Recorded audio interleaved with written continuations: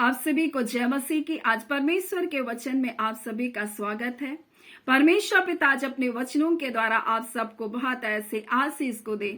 पिता परमेश्वर आज अपने वचनों के द्वारा आपसे कुछ बातों को कहना चाहता है। वो नया जीवन के प्रारंभ के विषय में है, एक नया समय के प्रारंभ के विषय में है। और परमेश्वर आज अपने उन प्रिय लोगों से बातचीत करना चाहता है जो क्लेशों में, जो तकलीफों में, जो पीड़ाओं में है और ऐसे टाइम से होकर गुजर रहे हैं जब उनको लग रहा है ये पतझड़ का समय है। क्या आपने कभी एक पेड़ को देखा है जब वो बड़ी हरियाली से भरा होता है, जब उसमें फूल लगते हैं, जिसमें फल लगते हैं, तो चिड़ियाएं भी आकर उसमें अपने बसेरा करती है, अपनी घोंसले को बनाती है, अपने अंडे को देती है, अपने बच्चे को उत्पन्न करती है। लेकिन जब एक टाइम आता है, जब वो पतझड़ का समय आता है, तब हम देखते हैं सब कुछ उसके जीवन से, वो हरियाली, वो चिड़िया, वो पक्षी सब उसको छोड़ करके क्या करते हैं, चले जाते हैं। वैसे ही परमेश्वर आज अपने वचन के द्वारा में कुछ बातों को बताना चाहता है। परमेश्वर भक्ति के शोक के बारे में और संसारिक शोक के बारे में। और जब एक पेड़ ऐसे टूट की अवस्था में रहता है तब वो शोकित नहीं होता है, क्योंकि उसके जड़ वो बड़े गहरे तक जाती है, अंदर तक। और उसको पता है अगर अभी पतझड़ है, अगर पतझड़ हो चुका है, सब मुझको छोड़कर जा चुके हैं, तो एक टाइम जब आएगा, वो टाइम मेरे लिए क्या होगा, हरियाली को लेकर आएगा। क्योंकि उसको पता है उसकी जड़ें अंदर तक है। वो आंधी, उन तूफानों से वो नहीं डरता, उसके पत्ते झड़ जाने से वो नहीं डरता, क्योंकि वो जानता है कि वो एक समय है, ये मौसम है और ये मौसम क्या हो जाएगा, गुजर जाएगा। लेकिन आज बहुत सारे लोग संसारिक शोक में पड़े हैं और अपने जीवन के लिए वो रो रहे हैं, अपने जीवन के लिए वो कष्टों में है। और ये पीड़ाएं जो है, उनको ऐसे पीड़ाओं के कारण वो क्या कर रहे, सोच रहे मुझे मर जाना चाहिए। और ऐसी पीड़ाओं में परमेश्वर अपने लोगों को भी लेकर जाता है। लेकिन संसारिक लोग और परमेश्वर के लोगों में बहुत अंतर है जो हमको मिलता है 2 कुरिन्ती 7वां अध्याय उसके 10 में। क्योंकि परमेश्वर भक्ति का शोक एक ऐसा पश्चाताप को उत्पन्न करता है जिसका परिणाम उद्धार है, और फिर पछताना नहीं पड़ता, परंतु संसारिक शोक मृत्यु को उत्पन्न करता है। और परमेश्वर का वचन हमें परमेश्वर भक्ति के शोक के बारे में हमें बताता है। यानी जब दुख और तकलीफ और पीड़ाएं हमारे जीवन में है, क्या हम पश्चाताप का जीवन को जी रहे हैं, या फिर हम संसार के जैसा क्या मेरे जीवन में है और क्या मेरे जीवन में खो गया, क्या मुझको मिला और क्या मुझको नहीं मिला, इसी में हम उलझे हैं। और इसलिए परमेश्वर का वचन प्रकाशित वाक्य 21 अध्याय में इस प्रकार से लिखा 5 में, जो सिंहासन पर बैठा उसने कहा, देख मैं सब कुछ नया कर देता हूं। फिर उसने कहा, लिख ले, क्योंकि ये वचन विश्वास के योग्य और सत्य हैं। फिर उसने मुझसे कहा, ये बातें पूरी हो गई है। यानी जो बातें परमेश्वर कह रहा है वो बातें पूरी हो गई है। मैं ही अल्फा, मैं ही ओमेगा, मैं ही आदि, मैं ही अंत हूं। मैं प्यासे को जीवन के जल के सोते से सेंत में पिलाऊंगा।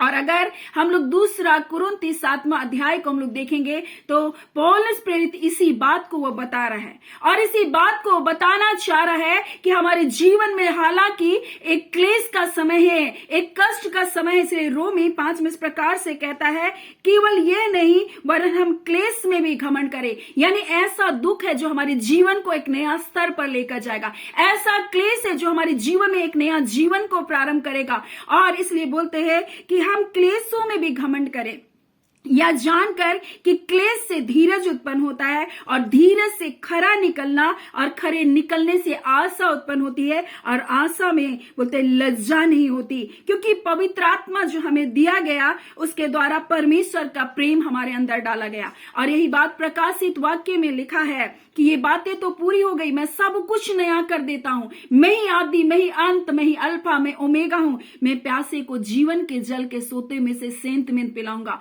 और यही बात पौलुस बोल रहा है, जबकि ऐसी प्रतिज्ञा, अगर हम 2 कुरिन्ती 7वां अध्याय को हम प्रारंभ से पढ़ेंगे तो इस प्रकार से लिखा है, हे प्रियो, जबकि ये प्रतिज्ञाएं हमें मिली, तो आओ हम अपने आप को शरीर आत्मा की सब मलिनता से शुद्ध करें और परमेश्वर का भय रखते हुए पवित्रताई को सिद्ध करें। यानी बोल रहा है कौन सी प्रतिज्ञाएं, अगर हम 6वें अध्याय को पढ़ते हैं तो पवित्र आत्मा के विषय में लिखा है, और परमेश्वर कहता है मैं सब कुछ नया कर दूंगा जब मैं अपने पवित्र आत्मा को तुम्हारे जीवन में क्या करूंगा, उंडेलूंगा। लेकिन क्लेश हो रहा है, दुख हो रहा है, पीड़ा हो रही है, क्यों? ये दबाव है हमारे जीवन में, ताकि हमारे जीवन में ये दबाव जब आता है, ये कष्ट जब आता है, हम क्या करते हैं, हमारे जीवन से टूटते हैं। और जब तक हम टूटेंगे नहीं, तब तक परमेश्वर हमको निर्माण नहीं कर सकता, हमारा नया जीवन शुरू नहीं कर सकता। पुरानी बातें जब तक खत्म नहीं होती, नया जीवन कभी भी शुरू नहीं हो सकता। और इसलिए परमेश्वर का वचन कहता है कि पुराने मस्कों में कोई नया दाखरस नहीं उंडेल सकता। अगर वो अपने उंडेल भी देगा तो मस्कों के साथ उसको फाड़ कर बाहर निकल जाएगा। वैसे ही परमेश्वर का वचन कहता है कि कोई भी हमें ऐसे कोरे, हम बोलते हैं कि कोई भी पुराने कपड़े में नया पैबंद को नहीं लगाता, क्योंकि उसको फाड़ देगा। वैसे ही परमेश्वर कह रहा है, ये जो क्लेश है, ये तकलीफ है, ये तुम्हारे लिए हानि के लिए नहीं है, ये मसीह क्लेश है, भक्ति का क्लेश है। वो परमेश्वर का नया जीवन आपके जीवन में उंडेले जाने का क्लेश है। इसलिए कहता है उसका वचन कि परमेश्वर भक्ति का शौक हमारे जीवन में ऐसा पश्चाताप उत्पन्न करता है जिसका परिणाम उद्धार है। और फिर हमको पश्चाताप करना या पछताना हमको नहीं पड़ेगा कि मैंने अपने जीवन में उन बातों को छोड़ दिया। परमेश्वर हमें परमेश्वर भक्ति के शौक में लेकर आता है। इसलिए बोलता तुम क्लेश में क्या करो, घमंड करो। पौलुस बोलता है बाहर भी नाना प्रकार की बातें चल रही थी, मेरे मन में भी अंदर में बहुत सारी बातें चल रही थी, लड़ाइयां चल रही थी मेरे अंदर और बाहर, लेकिन वो बोल रहा है ये पश्चाताप को उत्पन्न कर रहा था, ये नया जीवन को प्रारंभ कर रहा था। और इसलिए उसका वचन कहता है जबकि ये प्रतिज्ञाएं हमारे लिए है, तो आओ हम अपने आप को शरीर और आत्मा की सब मलिनता से शुद्ध करें और परमेश्वर का भय रखते हुए पवित्रताई को सिद्ध करें, क्योंकि परमेश्वर अपनी आत्मा को हमारे जीवन में उंडेलना चाहता है। परमेश्वर हमको सामर्थ्य रूप से इस्तेमाल करना चाहता है। इसलिए परमेश्वर चाहता है कि हमारे अंदर परमेश्वर भक्ति का शौक उत्पन्न हो। ऐसे क्लेश, ऐसे ऐसी विपदाएं हमारे जीवन में आएगा जहां शांति के जैसा नहीं लगेगा। और पौलुस इसी बात को बता रहा है कि बाहर और अंदर, मेरे अंदर भी लड़ाइयां चल रही थी,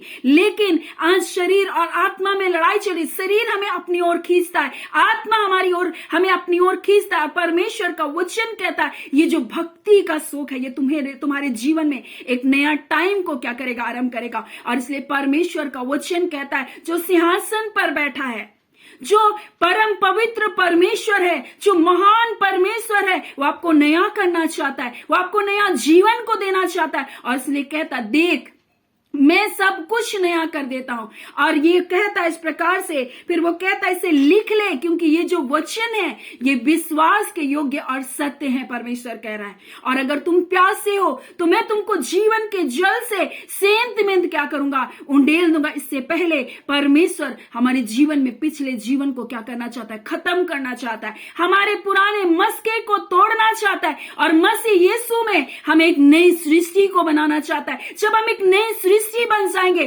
तब परमेश्वर अपने पवित्र आत्मा को हमारे जीवन में उंडेलेगा और महान रूप से हमारे जीवन को क्या करेगा, इस्तेमाल करेगा। वो परमेश्वर जो सच्चा परमेश्वर, जो विश्वास योग्य परमेश्वर, वो ना आपको कभी छोड़ेगा, ना आपको कभी त्यागेगा। वो आपसे प्रेम करता है और आपके जीवन को नया बनाना चाहता है। और इसलिए पौलुस बोल रहा है जबकि ये प्रतिज्ञाएं हमारे लिए है, ये पवित्र आत्मा हमारे जीवन में उंडेले जाने के लिए, ये एक सामर्थ्य जीवन को जीने के लिए परमेश्वर हमको बुला रहा है, तो ये भक्ति का जो पश्चाताप है, ये संसारिक जो तकलीफ हमको मृत्यु को लेकर जाती है, लेकिन जो आत्मिक हमारे जीवन में दुख आता है, आत्मिक जो क्लेश आता है हमारे जीवन में, और ये क्लेश हमारे जीवन में धीरज को उत्पन्न करता है। परमेश्वर का वचन कहता है और धीरज से खरा निकलना होता है। परमेश्वर हमारे अंदर आशा को उत्पन्न करता है और आशा से कभी भी लज्जा नहीं होती, क्योंकि जो पवित्र आत्मा हमें दिया गया वो परमेश्वर के प्रेम के कारण हमारे जीवन में उंडेला गया।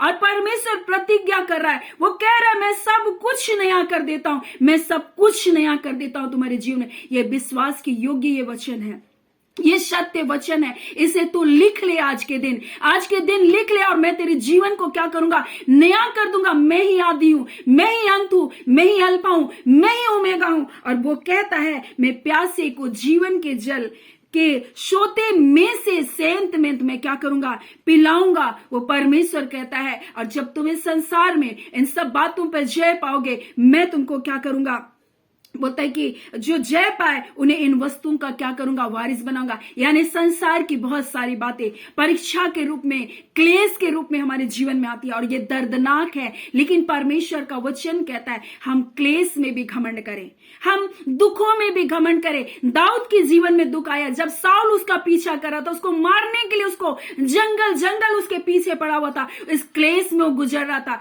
भूखा प्यासा, हर बात हर परिस्थिति से होकर के गुजर रहा था। उसके विरोध में सब थे, लेकिन वो जान रहा था कि परमेश्वर उसके जीवन में नया टाइम को शुरू करने वाला है। वैसे उकाब जानता है जब वो 40 वर्ष का हो जाता है, जब उसके पंख भारी हो जाते, जब उसकी चोंच टेढ़ी हो जाती है, वो खा नहीं सकता, वो उड़ नहीं सकता, वो कुछ नहीं कर सकता। वो अपने आप को क्या करता है, अपने ऊंचे स्थान पर जाकर अपनी चोंच को वो चट्टानों में मारता है, अपने आप को लहूलुहान करता है, अपनी चोंच को तोड़ता है। और जब वो तोड़ता है तब नई चोंच आती है, और जब नई चोंच आती है अपने पंखों को जो भारी हो चुका जिससे वो उड़ नहीं सकता उसको नोचता है, एक दर्दनाक पीड़ा से होकर के वो गुजरता है और वो अपने आप को तकलीफों में डालता है। और उन तकलीफों के बाद जब वो सारी चोंच से वो सारे पंख को नोच डालता है, एक टाइम आता है कि नए पंख उसके जीवन में आते हैं। वैसे ही परमेश्वर कह रहा है कि जब तुम्हें क्लेश हो रहा है, तुम इन क्लेशों में दुखी मत हो जाओ,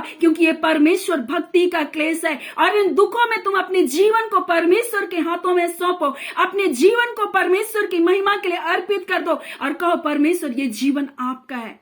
और जैसे उकाब ने अपने आप को घायल किया, अपने आप को लहूलुहान किया और उसने क्या किया, अपने सारे पंखों को नोचा, लेकिन एक टाइम आया वो उकाब फिर से उड़ने लगा। वो 40 साल की अवधि के बाद और 30 साल वो ऊंची उड़ान को उड़ा। और एक मनुष्य का जीवन भी ऐसे ही परमेश्वर है। हो सकता है एक टाइम आएगा जब आपको लगेगा अब सब कुछ खत्म हो गया, आपको भारी क्लेश से होकर गुजरना पड़ेगा, लेकिन आप भी उकाब के समान, जिसको परमेश्वर ने तुलना की है, परमेश्वर कहता है तुम उकाबों के समान उड़ोगे। यानी परमेश्वर कह रहा है तुम थकित नहीं होगे, तुम श्रमित होने वाले लोग नहीं हो। परमेश्वर कहता है कि ये जो क्लेश तुम्हारे जीवन में आया ये तुम्हारे अंदर पश्चाताप को उत्पन्न करेगा। इसलिए कुरिन्ती में 2 कुरिन्ती 7वां अध्याय में इसी प्रकार से परमेश्वर का वचन कहता है, क्योंकि परमेश्वर भक्ति का शोक एक ऐसा पश्चाताप उत्पन्न करता है जिसका परिणाम उद्धार है और फिर उसे पछताना नहीं पड़ेगा।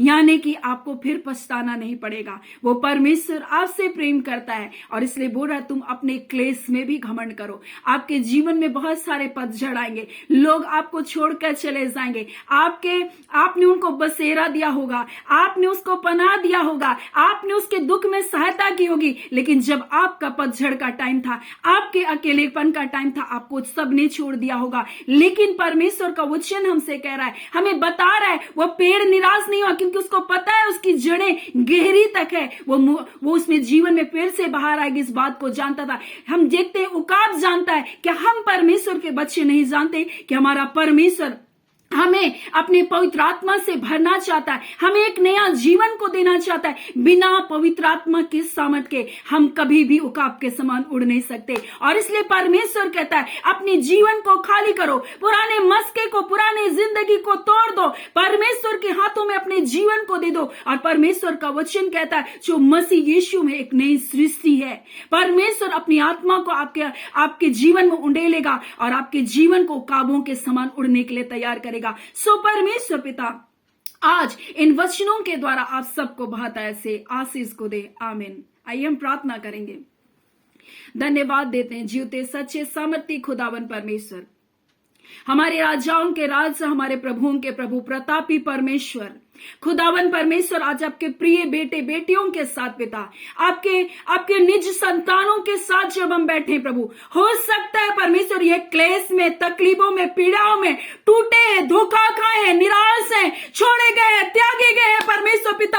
हाँ पिता, हो सकता है खुदावन इनके परिवार की समस्या होगी, बीमारियां होगी पिता, परंतु आपका वचन कहता है खुदावन परमेश्वर भक्ति का शोक एक ऐसा पश्चाताप को उत्पन्न करता है प्रभु जी, जिसके बाद फिर पछताना नहीं पड़ता है प्रभु जी। और पिता जबकि ये प्रतिज्ञाएं हमारे लिए की गई है, तो हम अपने देह के, अपने प्राण, अपनी आत्मा की मलिनता को दूर करें प्रभु जी और मसीह यीशु में एक नई सृष्टि बन जाए। ऐ खुदावन आप कहते हैं आप जो सिंहासन पर बैठे, आप कहते देखिए ये वचन विश्वास के योग्य और सत्य है। मैं सब कुछ नया करता हूं। आज खुदावन, आज ही के दिन पिता, आपके बच्चों का एक नया टाइम प्रारंभ हो रहा है पिता। पुरानी बातें खत्म हो रही है प्रभु जी। एक नया टाइम परमेश्वर आपकी मधुर उपस्थिति में, आपकी संगति में, आपकी सहभागिता में बढ़ने पाए। खुदावन परमेश्वर, आपके जैसा विश्वास योग्य सच्चा साथी कोई नहीं। आपके साथ ये नया समय शुरू करने पाए। आपकी पवित्र आत्मा की एकता में, आपकी सहभागिता में एक नया टाइम ये शुरू करने पाए। खुदावन परमेश्वर, आप महान है। आप महान, अद्भुत, सामर्थ, पराक्रम के कार्य को करते। आज इनके हृदय को बदलकर, आज इनके मनों को बदलकर अपनी शांति को भर रहे, एक नए पीस को परमेश्वर, जो पौलुस कह रहा था, मैं ऐसे कष्टों से, ऐसे क्लेशों से होकर गुजर रहा, परंतु परमेश्वर आपकी शांति जो समझ से परे आपके लोगों के मन और हृदय की रक्षा करे, हर प्रकार का पाप का बंधन टूटे, एक नया समय शुरू होने पाए पिता। पवित्र आत्मा प्रभु, आप महान है, आप अद्भुत है खुदा, आप विश्वास योग्य हैं प्रभु जी। हम आपकी तारीफ करते, जितने रोग दुख बीमारी में यीशु नासरी के नाम से चंगे किए जाए, हर बंधन टूटे यीशु के नाम से, अंधकार की शक्तियां छोड़े यीशु के नाम से, हर पिता परमेश्वर, हाँ पिता, भावनात्मक कमजोरियां खत्म हुई यीशु के नाम से। आज ही के दिन पिता, आपके बच्चे एक नया बल को पाने पाए। खुदावन, ये पीड़ाएं, ये कष्ट इनके जीवन में एक नया समय को प्रारंभ करने पाए। खुदावन, यीशु के नाम से हम इस बात की घोषणा करते हैं पिता, आप अपने बच्चों के जीवन में एक नया टाइम को प्रारंभ करें। आज के दिन के लिए, आपके अद्भुत आशीष के लिए, सुरक्षा के लिए, चंगाई के लिए, छुटकारे के लिए, भलाई के लिए पिता आपका धन्यवाद देते हैं। हम सारी आदर महिमा के लिए आपको देते हैं। प्रार्थना हम यीशु के नाम से मांगते हैं। दया सुने, अनुग्रह से ग्रहण कर लीजिएगा। आमीन।